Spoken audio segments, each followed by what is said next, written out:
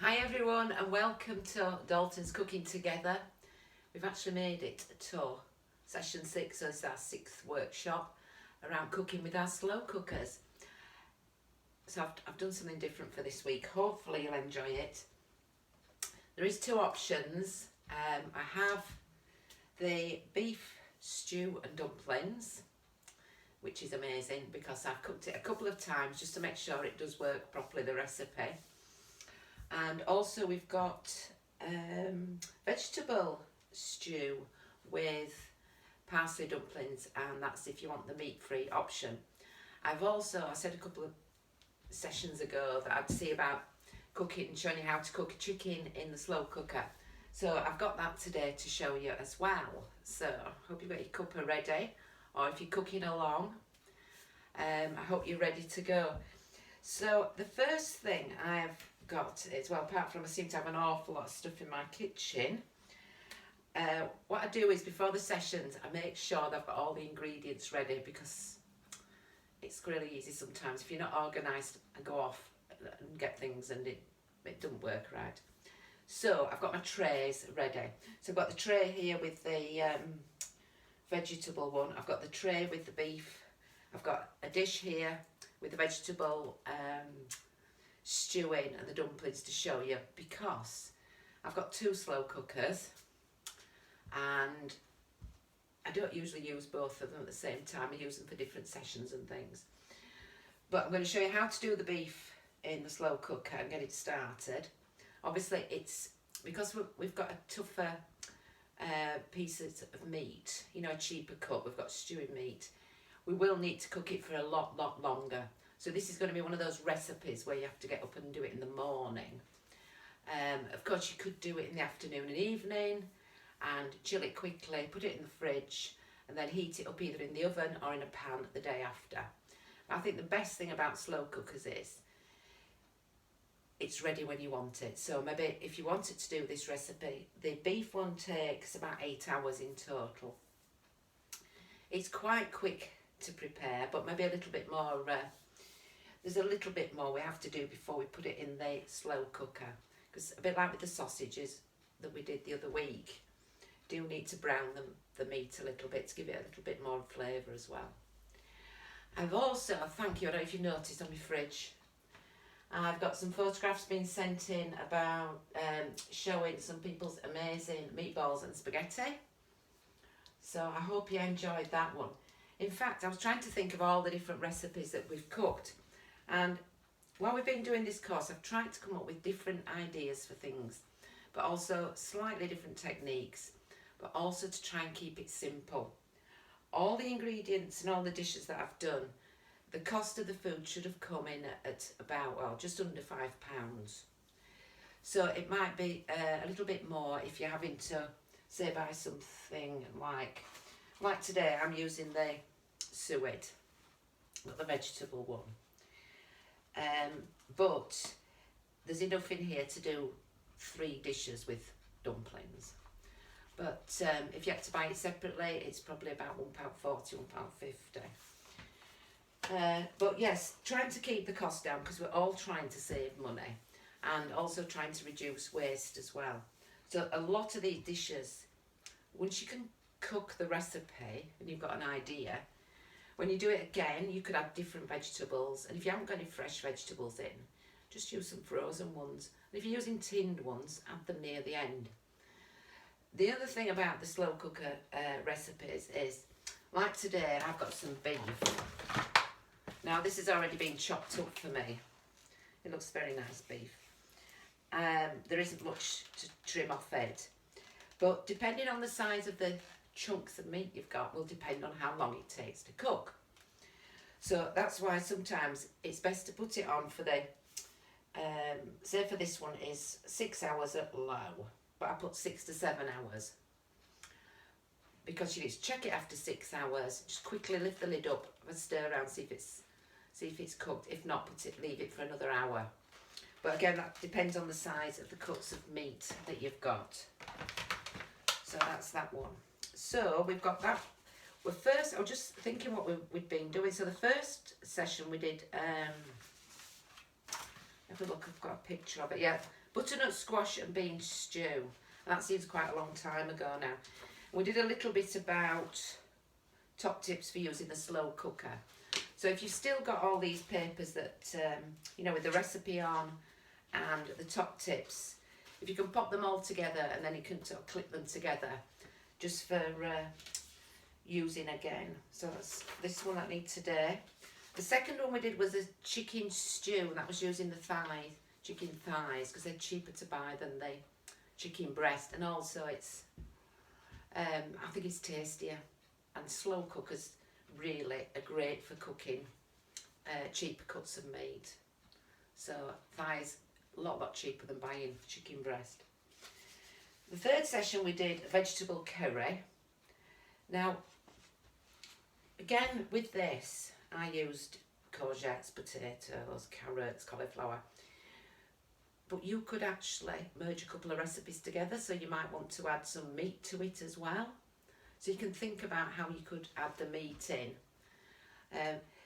The vegetables tend to, or some of the recipes, if they're on high, it's things that don't need to be cooked normally slowly. So things that once they're cooked through, not things like the beef that needs long, slow cooking for it to go tender.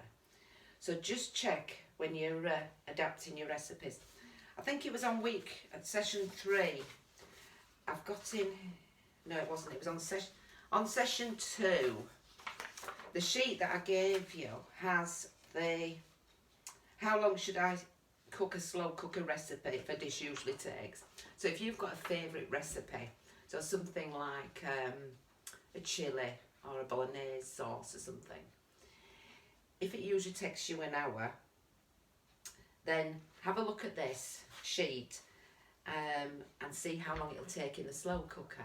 Because the thing about the slow cookers are, you can put them on and forget about them, particularly if you're busy at home doing other things, or if you're going out to work, or you pop it on and you know that the children won't knock it off, or you don't have to keep checking it to see if it's burning.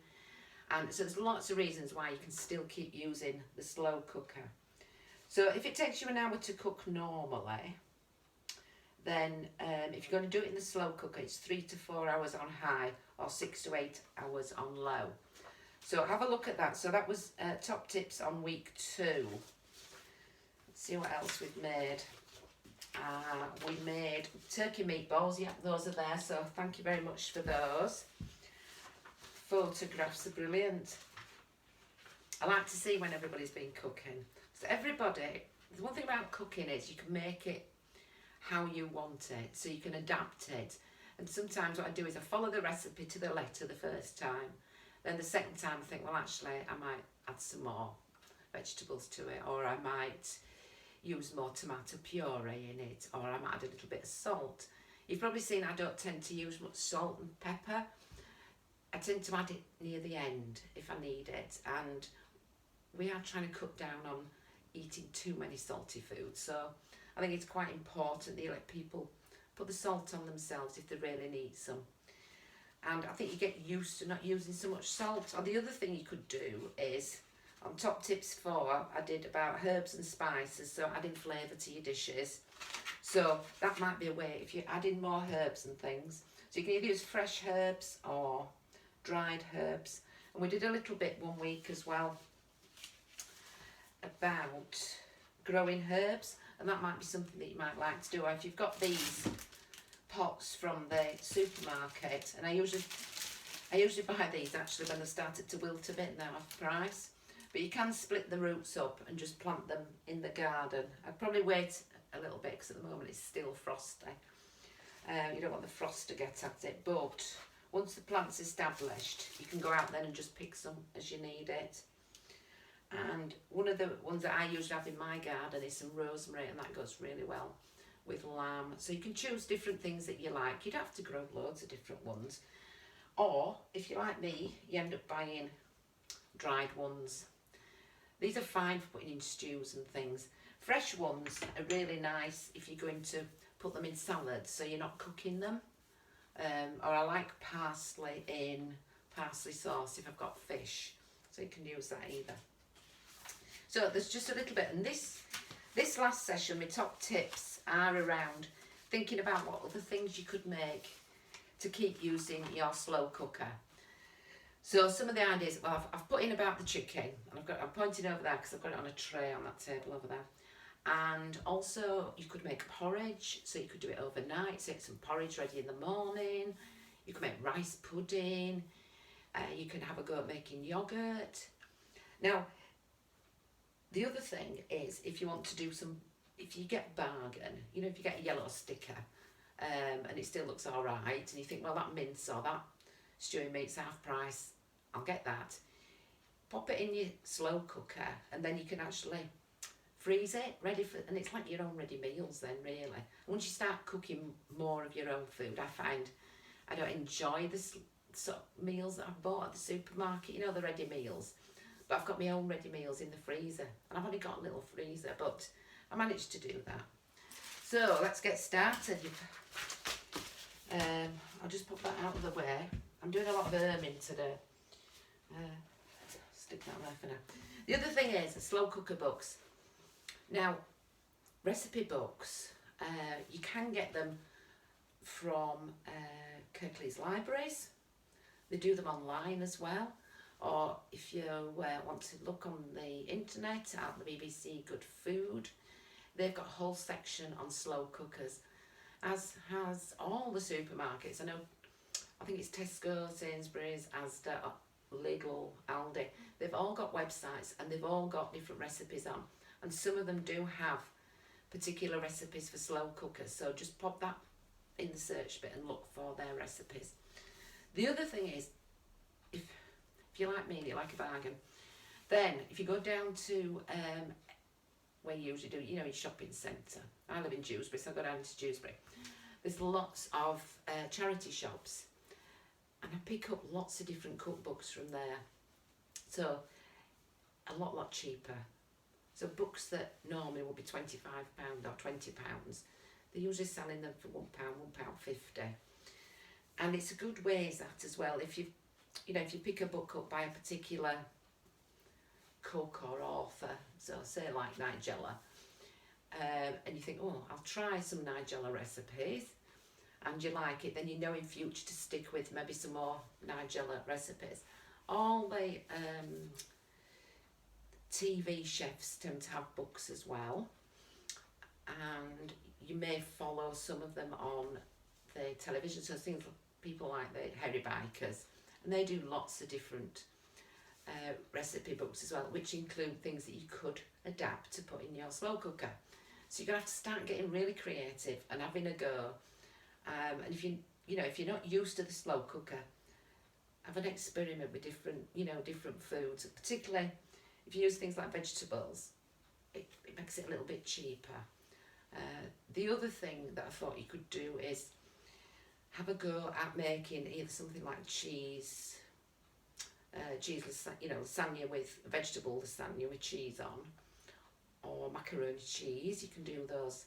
Pasta doesn't do very well in the slow cooker, but if you're doing the macaroni cheese, you do it quite quickly. So that might be something you might want to try. Right, I'm going to get started now. Put that out of the way. So in here, I have got, better not to spill too much. This is the vegetable stew with the parsley dumplings. Now the dumplings look a bit, because it's cold, I made this yesterday evening actually. I started it in the afternoon and finished it in the evening. Because the recipe that we're doing today is a bit like the sausage one. It's actually 3 stages to it. The meat one, it's frying the meat and onion together, the mushrooms, popping it in the slow cooker, cooking it on low, and then after, I think it's 6 hours, making the dumplings, popping the dumplings in and turning the slow cooker up to high for the last 45 minutes. The other thing that you need to sort of note as well is, because I think you're getting used to these recipes now, I've put on either thicken it with lentils, so either, the dry orange lentils, and you put those in at the beginning, or you could use corn flour and make a slurry, mix it with some water and add that just before you put the dumplings in, and that will help thicken it then. And as well, if you boil, you know, if you got it on a high, then it'll help thicken it. So that is our one. It smells really nice. So you can see how much it makes. Now, I also made quite a lot of dumplings. We do like dumplings in this house, and if you're having lots of dumplings, it means that they are quite filling. They have got a lot of fat in them, but you might have less. You might not even need potatoes with this because it has got some potato in the recipe. But I'll leave that with you. The thing about the dumplings, when you're making dumplings, it's half the amount of suet to flour. So if you put in 50 grams of suet in, that means you have 100 grams of self-raising flour. 100 grams of suet, 200 grams of flour. So you can decide how many dumplings you need on the size of your family as well. So I'm going to pop this out of the way.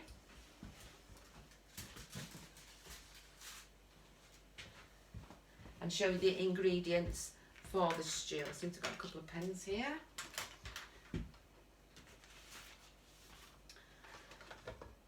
I'm not going to show you the preparation of these vegetables, but we have some celery, stock cubes, tomato puree, and the seasoning is thyme or mixed herbs.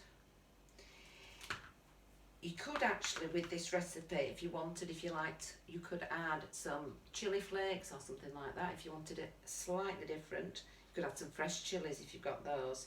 But the other ingredients, that's the lentils in case you want to thicken it with lentils and add some more protein. Excuse me.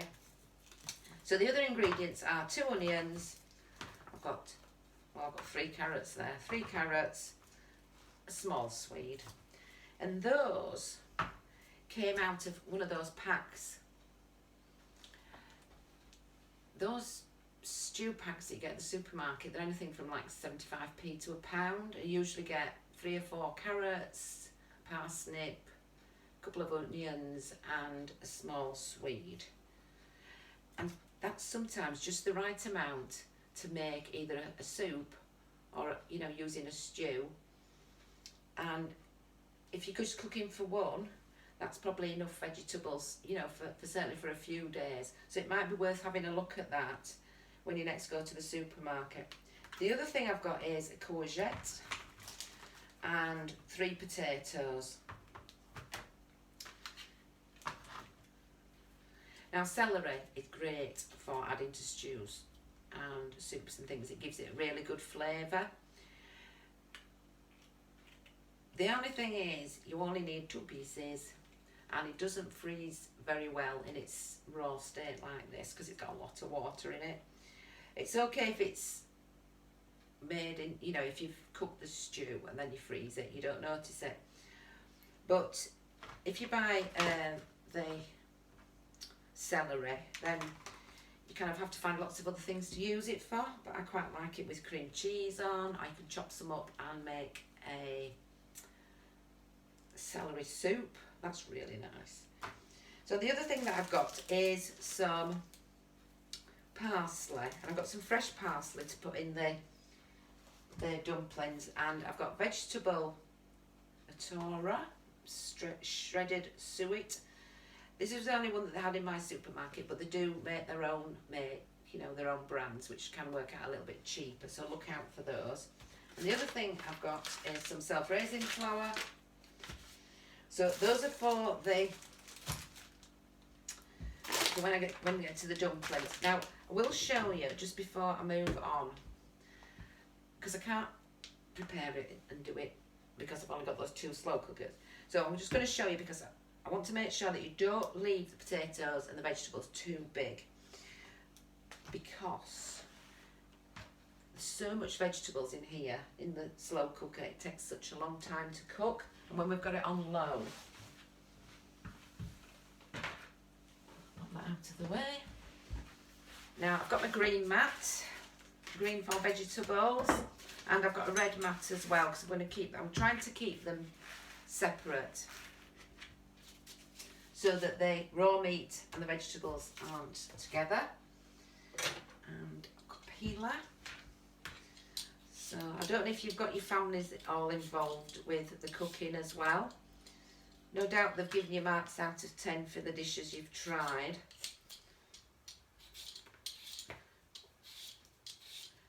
Now these potatoes have been really bruised. A lot of bruises on them. I'll cut them off. What you need to do is peel it. So you peel all your vegetables and pop into the slow cooker.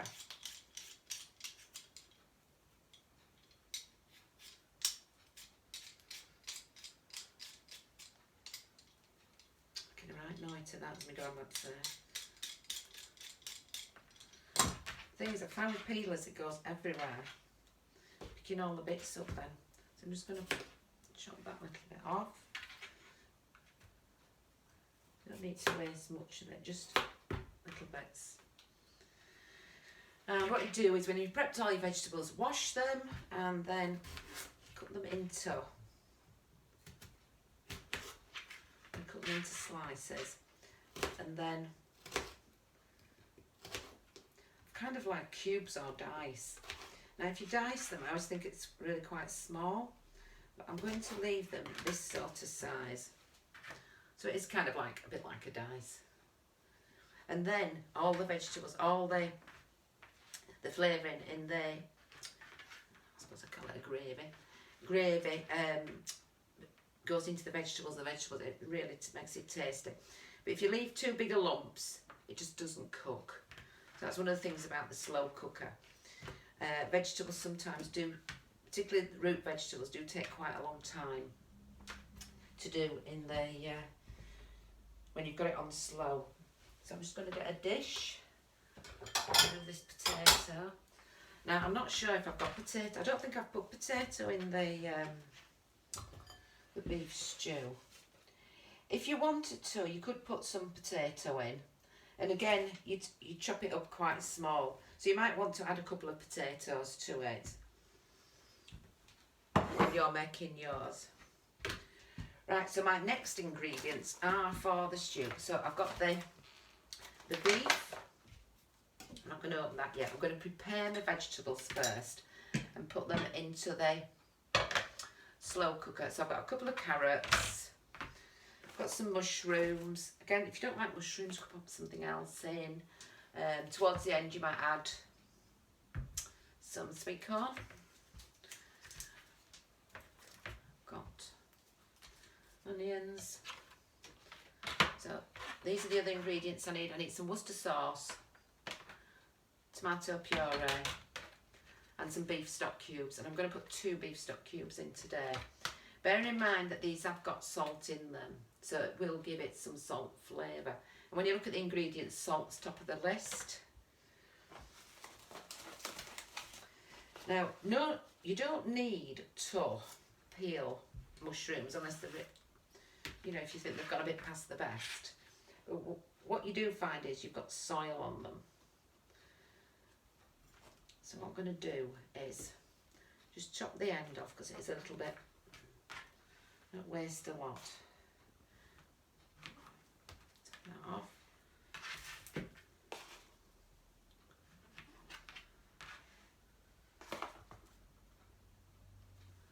And I'm going to wash them. Now, you probably wash them in a colander. Get rid of that. But I've got a bowl. Because of course the sink's there.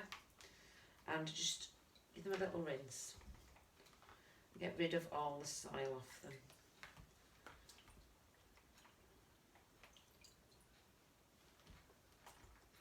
Now, I wouldn't wash them before you need to use them.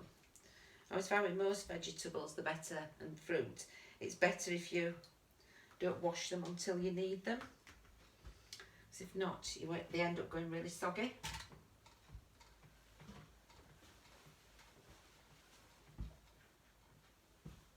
Scales there.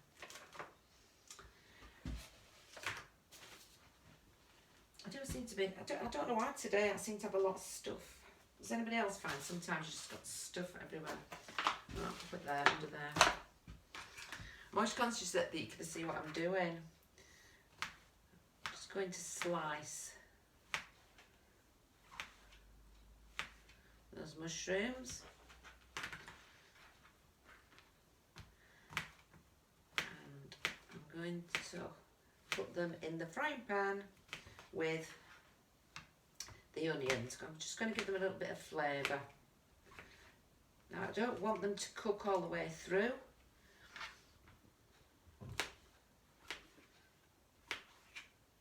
I just want them to be a little bit brown. And I've got some vegetable oil, so I'm going to put some vegetable oil into the pan. Again, I've got the wok.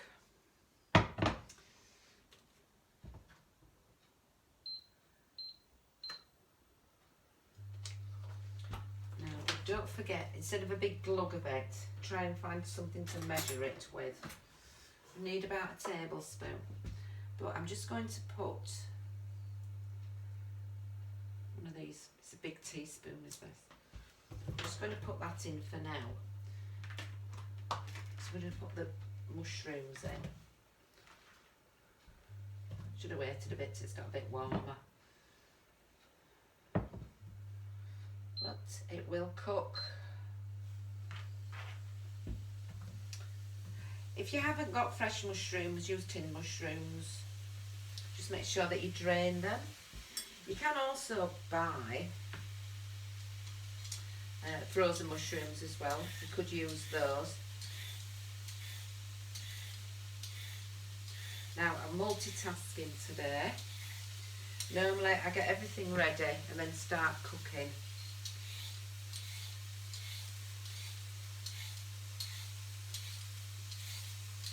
2 carrots in. Now I'm not going to fry those. So I am going to pop the onion in the frying pan just to brown it a little bit.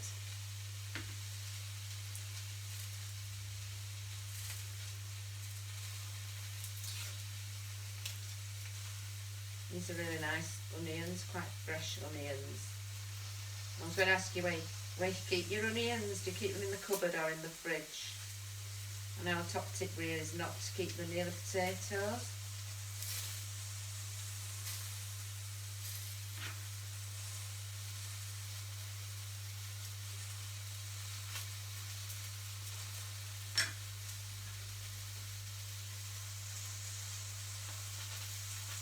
Just making sure they're not burning.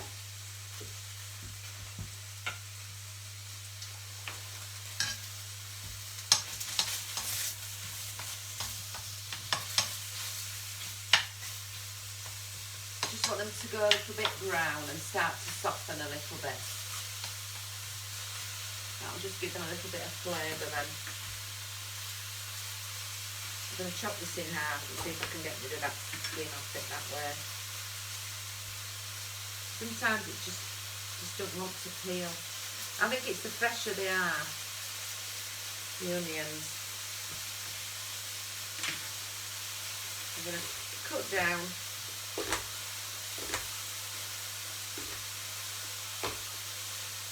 I don't want it too fine, the onion,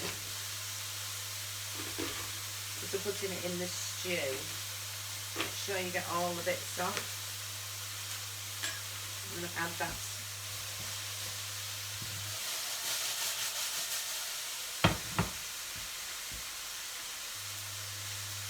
Onion.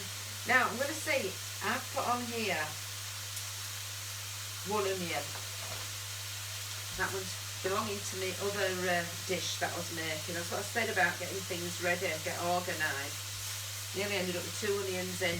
It wouldn't have mattered, because again, if you want your meat to go further, best thing to do is to add more vegetables.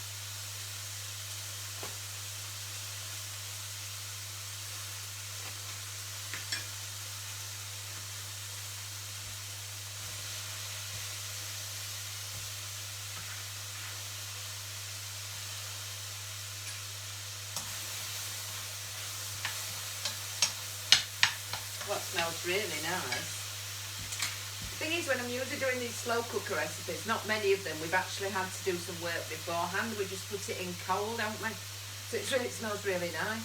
You have to wait for it to smell nice when you're doing the slow cooker, don't you? Because it takes a while for it to heat up and start cooking. What am I going to do? Oh, I've got a swede. So another root vegetable, and they are quite tough. Get me nice stuck in here.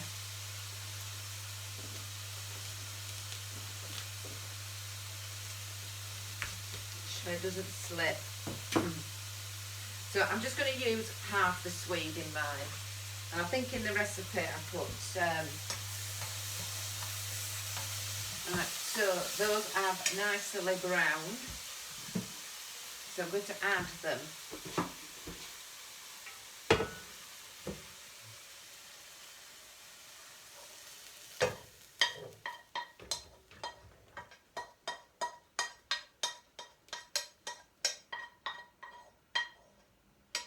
Right, so they've gone in there. This back in there.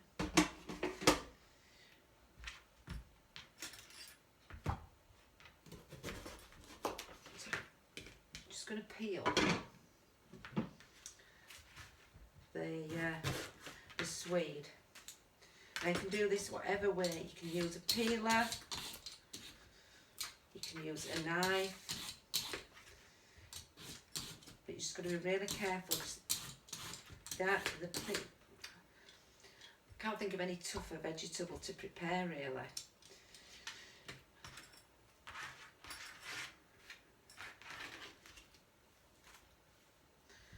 Try this so you can peel it like this. But I find it a lot easier when you cut it into half or into quarters to peel it. And swede make really good kind of like if you boil swede and carrots together and make a mash, that's really lovely. I've just missed a bit. Try and get all the green off it because that's the hard woody bit. Want loads of green on it. Again, normally I'll chop this and wash.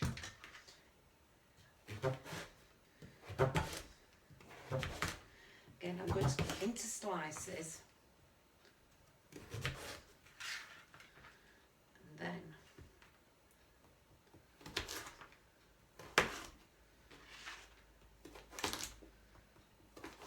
so when you're having a stew, you want kind of like when you're eating it, you want little bits of all sorts.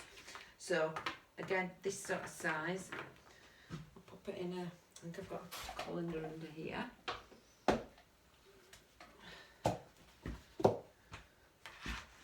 It's a pop-up colander. It's supposed to not take as much room up. I've had to stop buying gadgets and things for the kitchen. There's only so many gadgets you need. I do try and cook with the least amount of kind of gadgets because, as you all know, I don't really like washing up. Particularly not when you finish cooking. You think, oh, I'll wash that up. So I've got this swede there. Just take the ends off. Now, if these carrots were kind of like the skin on them wasn't too good, so I peeled them. If you've got new carrots, you just need to give them a scrub. It's cold water. Could have just washed them in that water there. So I'm going to cut them on a jaunty angle. Yeah. Fancy carrots.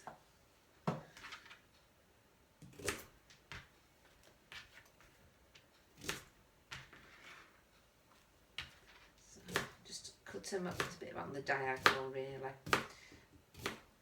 Again, don't leave them too big, but don't make them too small else they go too wet. And you do want, when you're eating your stew, you do need some bite for the vegetables really. So I've got those done. So I'm going to pop these in as well. Because I've peeled them, they're okay, but I would wash them normally. Those in there. Then we've got, let's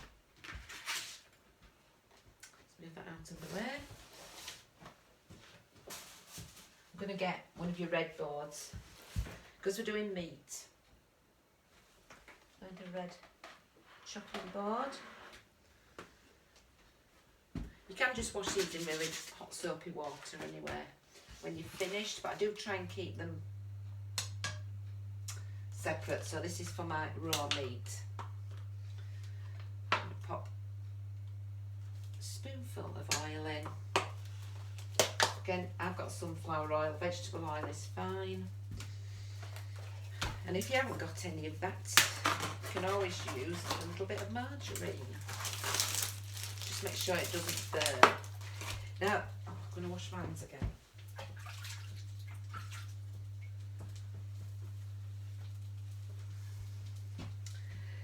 This steak is really nice. It's just from the local supermarket. It's all been trimmed, but sometimes when you buy it, you need to trim a little bit off. You don't need to take much off. That one's just got a little bit that I'm just going to remove. Nice, that was a sham.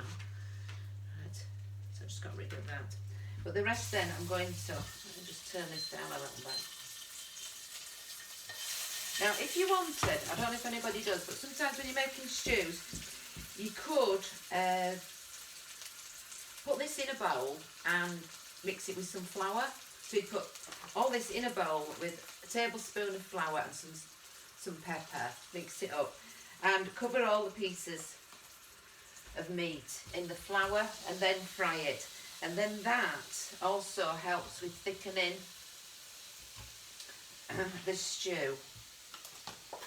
So put all of it in. Again, it depends on what size pan you're doing.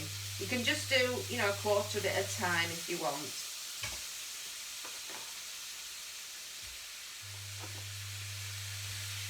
There's a lot of meat here, but this will serve probably 6 people. And it depends who you're serving and how hungry they are as well. But what I'll do is when I've cooked this and when it's ready, I'll pop it in some freezer pots, you know, the containers, and label it. And then when I want to use it, I'll just do it in one servings for one. And then if I want to get one out, I'll get it out of the freezer, defrost it in the fridge, then it'll be ready to cook for tea. Again, you wouldn't heat it up in the slow cooker. You would, you'd have to pop it in a pan, do it, bring it up to the boil, and then just make sure it's hot.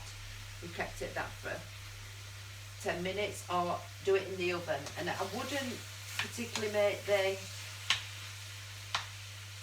dumplings either to freeze. I'd make those fresh. So you could defrost it, as I say, overnight, pop it in a casserole dish, or like the dish that I used, you know, one of those with a big Pyrex one or ceramic dish, and pop the dumplings in, and then you could bake it in the oven. But the dumplings we're doing with this recipe are all made in the slow cooker, so they don't end up like, I mean, it depends whether you like dumplings, you know, when they go a bit crunchy on top. So if you do them in the oven, go like that. These ones just stay very, you know, they stay soft. So I'm just browning the meat.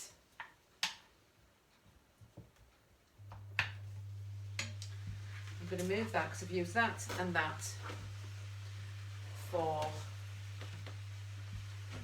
cutting. So I'll just wash my hands again.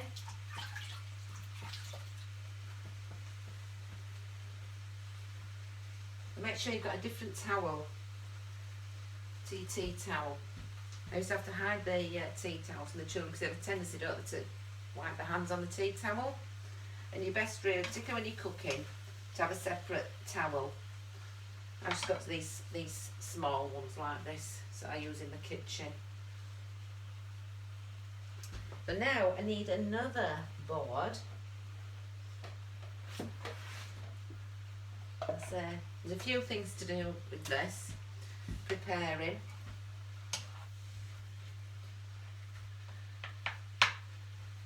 So the meat, I'm just waiting till I'll just give it a little stir and try and make sure it's just, you know, gone brown on the outside.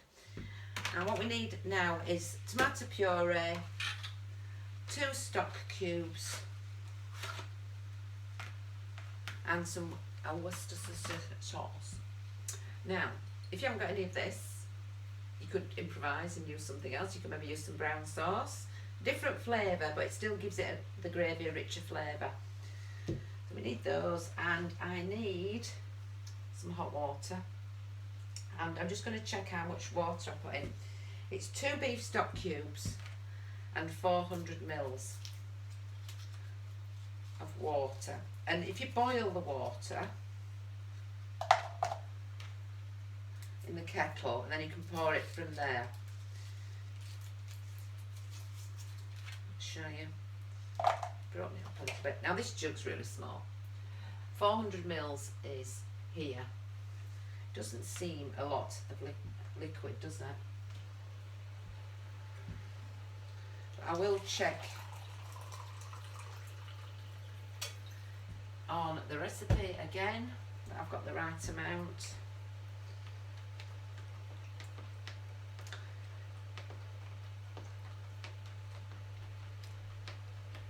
I'm also checking I've got everything in. I have. I'm not putting lentils in mine, but if you want to put lentils in, you'd put them in now to thicken.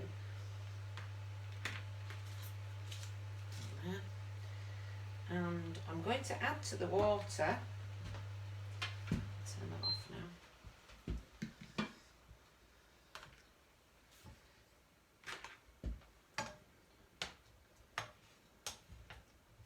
So there's still a few little bits of pink, but I'm going to put all this in, and all the gravy that's come out of it, the meat.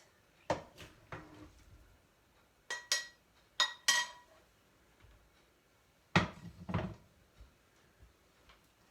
of the way.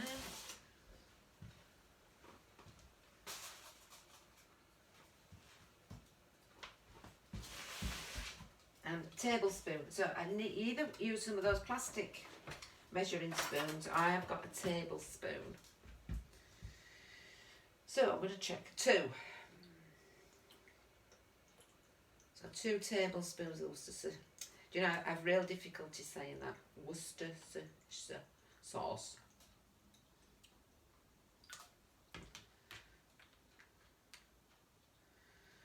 That's that. And some tomato puree. And this doesn't make it go really tomato, it just gives it a nice rich flavour.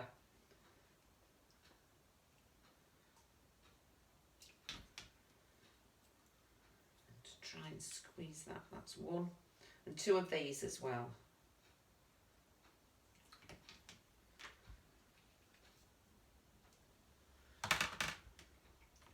Stir.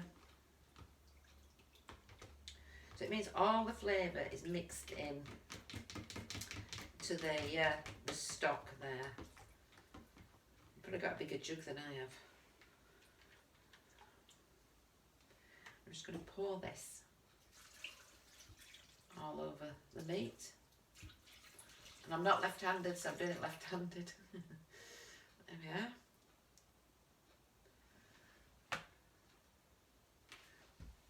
Let's give it a stir. I'll show you. It's probably filled about half up as that. So if you wanted to add some other vegetables, you could maybe add some potatoes or more carrot, and I only put half that swede in as well. So decide yourself, but remember it has got a mark on it. Don't put it over there, fill it over the max, because sometimes when it's on hot, if you've got it on the high setting, things still do boil up and boil over, and you don't want things boiling over. Or if you've got too much things in, sometimes it doesn't cook properly, because basically it's cooking with the heat from below and then the steam that's going around inside it as well.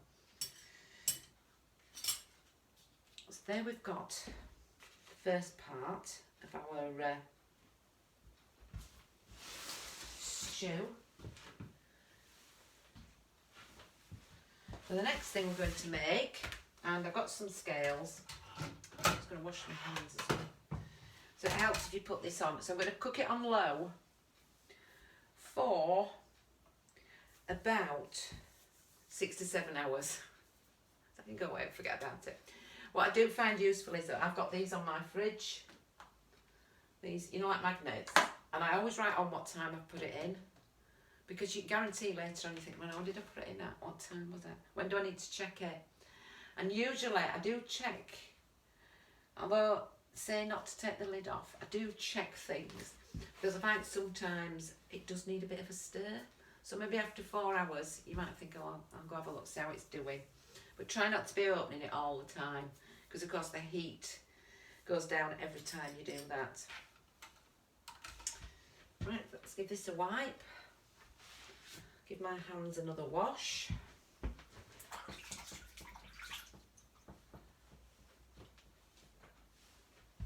So I've got scales and I'm going to measure. Now this recipe here, either 50 grams of suet and 100 grams of self-raising flour, or 100 grams of suet and 200 grams of self-raising flour. I'll show you with 50 grams of suet because it's probably enough. If there's need a jug. If you know, if there's 2 or 3 of you in the family.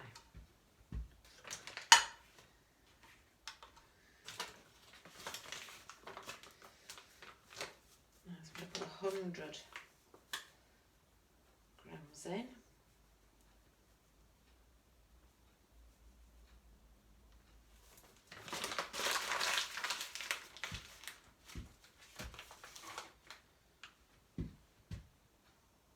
I know what I haven't got any cold water over here because I've washed my just put that in there. I'll let that cool for a minute.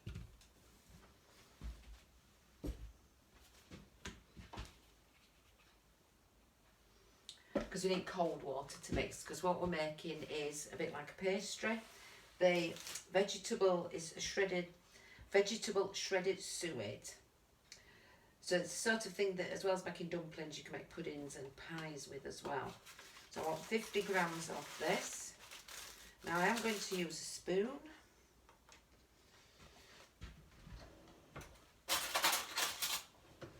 Because if you tip it in, you can't get it out. And it weighs quite heavy, so it's just little bits of fat.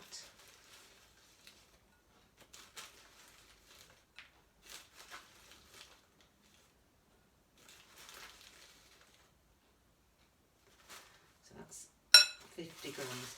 Now, if you get stuck, the recipe is on the back.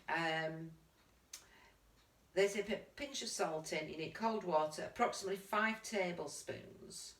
To make a firm but pliable dough. So you don't want it too dry and you don't want to over mix it either.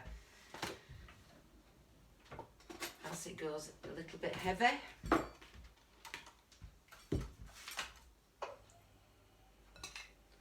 Just mix that in. Let's see if this has cooled down. Yeah, this has cooled down enough. Now it did say 5 tablespoons. What I'm going to have to use is this tablespoon. So I've only mixed the stock cube with that, so we're okay. So that's 1, 2,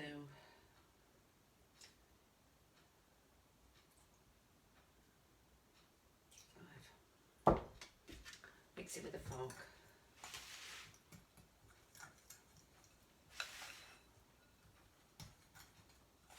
See, it's still quite dry.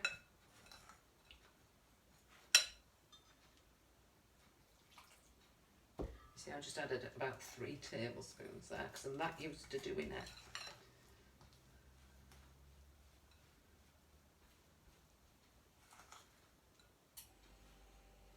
I still think it needs more. So I've added 5, 6, 7, probably 8. 9. What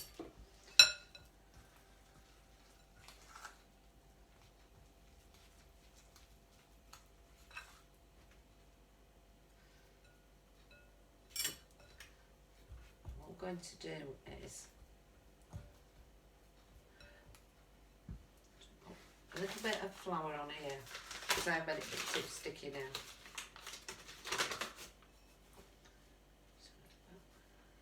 You don't need a lot, but if it is a little bit on the sticky side.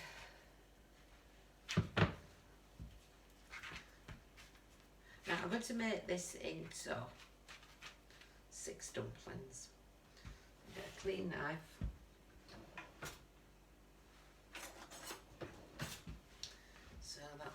So each one of these needs to be 3.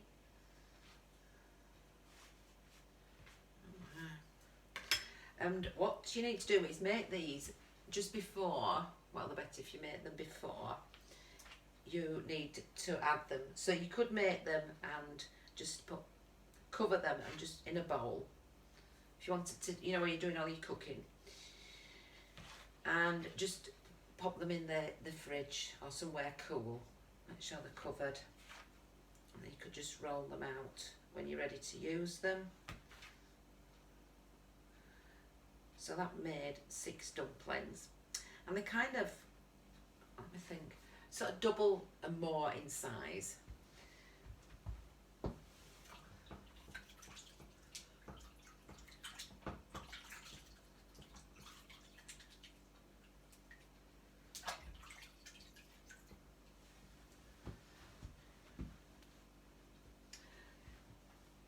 So the next part of the recipe, when you've checked after your 6 hours, 6 to 7 hours, 6 to 7 hours, and your meat is nice and tender and the vegetables are cooked, what you need to do is, if it needs thickening, first of all mix a couple of teaspoons, 2 teaspoons of heaped teaspoons of corn flour with a drop of cold water, and get rid of all the lumps. Pour that in and mix it in well and turn it up to high. Now all the instructions are on the recipe sheet. Then you pop the dumplings in the top, so you arrange them around the top. So if this was the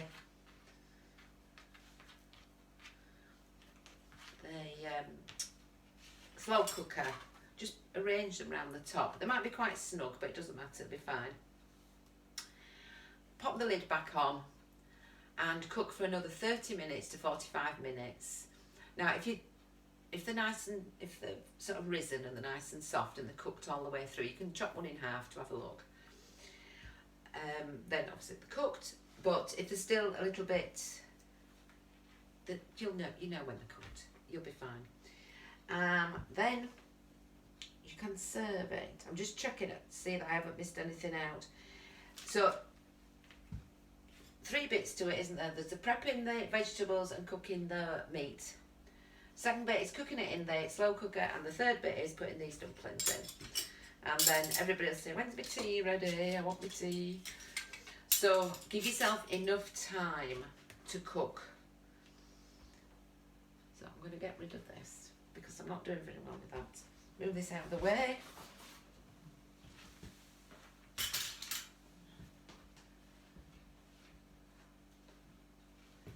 And I've got the chicken. Wash my hands again. Move this out of your way.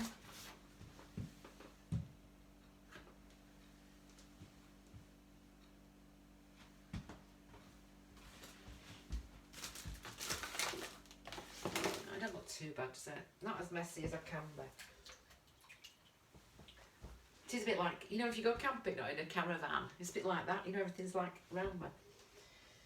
So, this recipe I have not tried.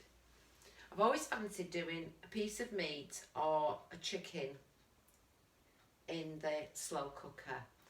And I thought, well, this is the dish, the stew or the vegetable stew that you're cooking this week. Dalton together, but I thought it'd be nice to show you how to prepare the chicken. So I went down to my local supermarket this morning and bought a small chicken. And I've got the recipe from, and I don't think they'll mind me sharing it with you because you can actually go online and have a look as well. It's a good food one. It's slow cooker roast chicken. And it says you need 1 large onion peeled and cut into thick slices, 2 carrots halved lengthways and chopped, 1 small or medium chicken, and 2 tablespoons of butter softened, and a bay leaf if you've got one.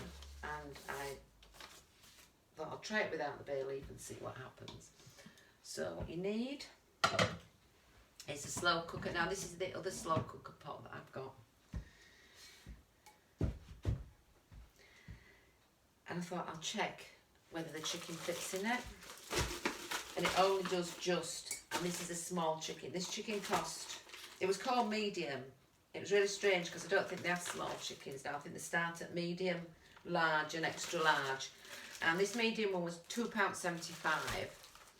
The large one was £3.29 and £3.89 for the extra large, which really, so this is the small one of the 3. So you couldn't get a bigger chicken in here, so don't be tempted, because if you can't put the lid on and see it, you know, where it seals it, then you can't cook it in the slow cooker. But the first thing that I need to do, move that to the side, is prepare vegetables.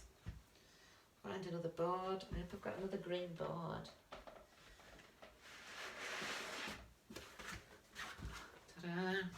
Green board and another knife.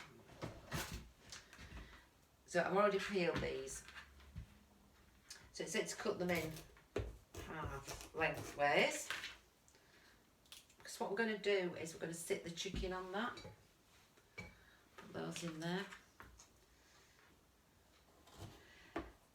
And the chicken, we do need some water in it. But we don't put any stock cubes or things like that in it. So at the end, when the chicken is cooked, is it 1 or 2 onions? They've suggested 1 large onion, so I think that's a pretty large onion. So I'm going to use this.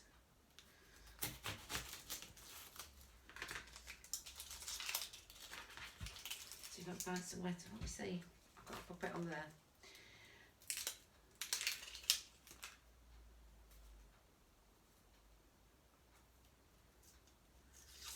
They definitely don't like to be peeled. So we need to chop this quite into chunks, I think it said their words were. Let me see.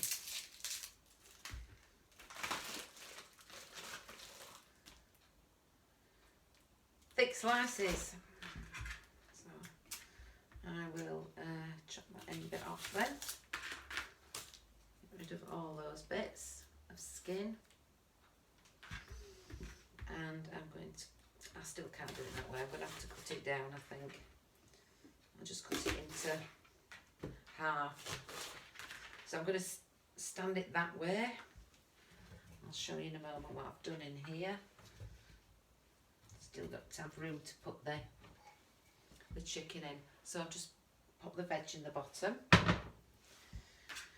And I'll need a red board and my chicken knife. I'm going to open this. So I haven't got any butter, I am just going to use margarine.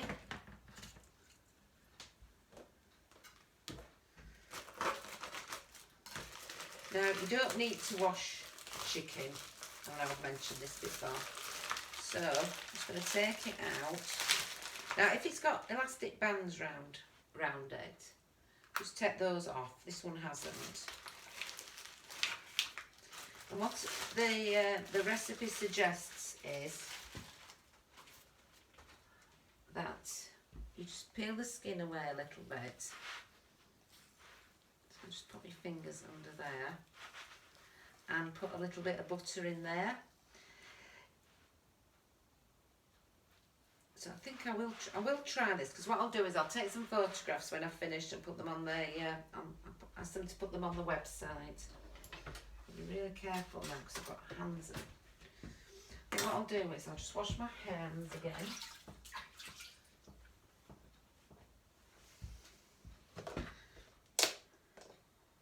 Because I don't want chicken all over this tub. I'm just going to put spoonfuls of margarine on there, and I can put that away, and then I'm not handling it all the time. And I'm just going to put that in and squish it down.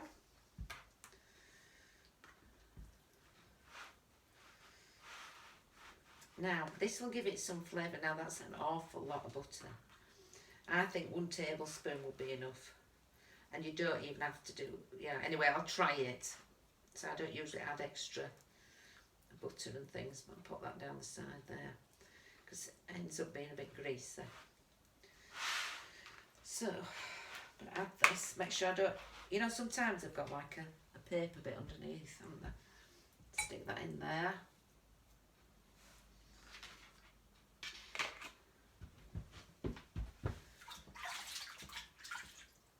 I think you realise how many times you wash your hands, do you?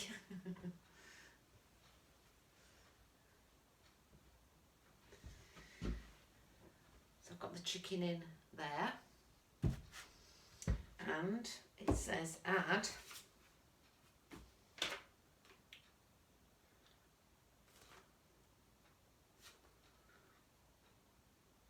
cook on low for 5 hours.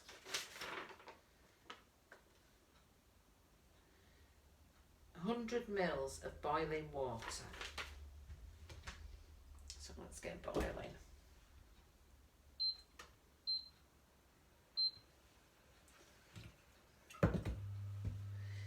100 mils will just be to start the steam, some steam in it. Oh, yeah. So 100 mils it's just about there. So it's not a lot of water. So cook it on low for 5 hours, and when your 5 hours is up, check it's cooked by wiggling the wing. So this bit. So if that comes away, if you've had a chicken that you've had in a long time in the oven and it's been in one of those like bags, like boiling, roasting the bag type things, it does tend to fall away. Now, the thing about cooking this chicken this way, when you get it out, it will look really pale and insipid colour because, of course, there's no heat on it. It's just, like in an oven where it bakes or roasts. It's just cooked with the steam and the heat from the, coming up from the bottom of it.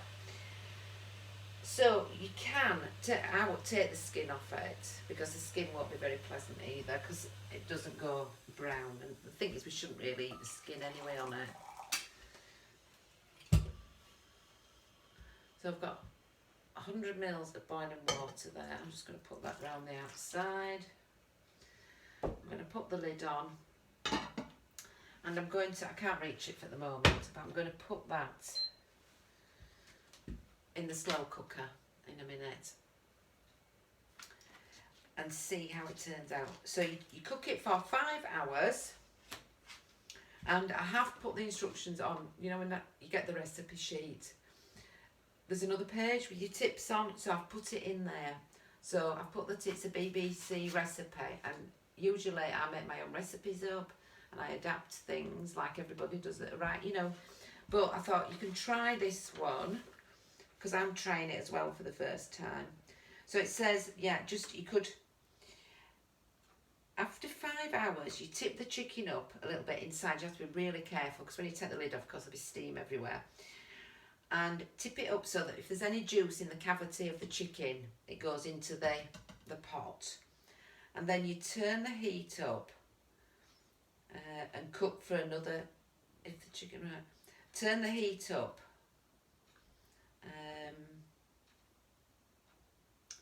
for 30 minutes. So you cook it for 5 hours on low, then you tip out any juice that's in the inside of the cavity, and put the lid back on and put it back in for, they've said 30 minutes, cook it on high for 30 minutes. So if it isn't cooked through then, I'd just cook it for another half hour. But what you could do is you could take it out, put it in an oven-proof dish, and either, you know, just finish it off in the oven for 15 minutes, or put it under the grill to make it look a bit brown on top. That's if you want it for a roast. But if you're going to cut it all up before you put it at the table, or if you're going to use it in a chicken pie or a risotto, or it's for sandwiches, then it doesn't really matter if it's not brown, does it? So I think it's up to you to give it a go. I will put some pictures on and let you know how it's gone anyway. But that's the small one. And if you see, it only just fits in. But the lid is on. So I'm going to put that on now to cook for 5 hours. So I think I've covered everything that I thought I would do today. I'm sorry if I've gone on a little bit, but I've really enjoyed doing these sessions with you, and I hope you've enjoyed them, and I hope you've kind of like thought, well, actually, yeah, I can use this slow cooker, it's okay. And I think it's just practicing with it and experimenting a bit, making sure that you're cooking dishes that you like to eat. But you can make use, you know, the slow cooker, as I said, for use, you know, making other things. So it might be porridge, or it might be rice pudding. You can cook cakes in it and baked things, so you know, like a apple crumble. But some of those need you to put, you know, like the Pyrex dish within the slow cooker. So have a little experiment. Look for some more information about it, or I will put on the recipe sheet some other ideas. There is, if you're on Facebook and you like Facebook, what you can do is there's Facebook slow cooker groups. So you could get involved in one of those, and they've often got loads of recipes for you to try anyway.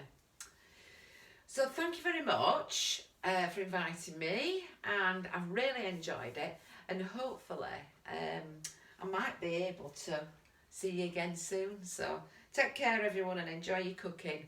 Bye for now.